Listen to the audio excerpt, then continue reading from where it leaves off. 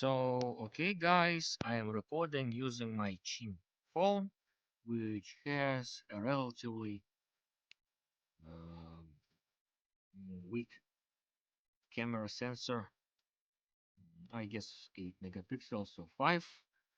So let's see how the quality of the video itself looks. Cannot say that it is superb, but cannot say that it is really bad either. Yeah, always wanted to try something like this. But you know what? It's kinda convenient to record from such a phone because it's relatively small, and also the fact that it has this part of the phone which has no screen. It's kinda used like a handle. Yeah. So the tanks do not look their best, but do not look their worst either. So I'm not planning on changing anything uh soon because I guess that it is more or less fine. So yeah, that's what it is. And now let's move to another aquarium. Here I have this aquarium with a betta. And I used to keep bettas before, and I've decided to do something again like this. But you know what's interesting is that, honestly, at first I didn't even want to do this because bettas are quite sensitive and they require a lot of care, a lot of attention, and sometimes I just cannot provide it. And out of an impulse, I got this one because he was there with some other betta fish and was really suffering being in a small cup. And of course, I had to take him. Of course, it can be said that it is an excuse, but I made this setup. I put some lava rocks, I put a lot of plants, filtration, which is not very strong.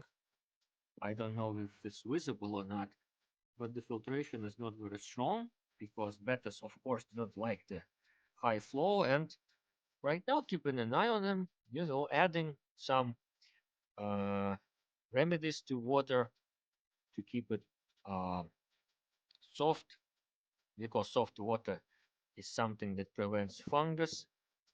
Yeah, basically that's what it is. Talking about my aquascape, if you will, aquarium. Uh, well, you see, it doesn't look its best because I need to fill the water first of all. It evaporates very fast. I think it's because of the heating, which is just beside the aquarium, as you can see here. And this Echinodorus is too big. I'm thinking of removing that completely because it kind of overgrows the aquarium itself. And you see the Monte Carlo here, it all got detached from the substrate and it's floating. So I need to put it back. Well, I don't know, to be honest.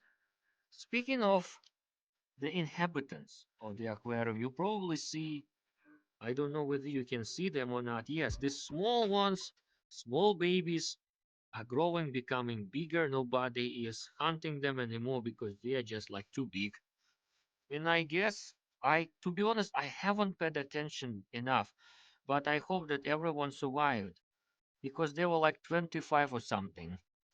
And I'm just waiting for them to grow a little bit more, and I will probably give them away to a local pet store because the pet store owner is himself a fish keeper, of course. So yeah, that's what it is. Yeah, and this one is uh, again overgrown, and I think that the shrimp population, I'm not sure. I haven't paid attention to what is happening, guys, because I have a hard time at work. So, everything is just like, it's not neglected, but I stopped paying much attention to my aquariums. I just maintain them when it is very necessary, feed the fish, and that's it. I think that the population has decreased, shrimp population. So I'm thinking of removing this aquarium completely I will catch as much shrimp as possible and place them in another aquariums, and I will get rid of the tank itself. Yeah, but probably this will be the case here. Well, okay, guys. So thank you so much for watching, and see you next time then.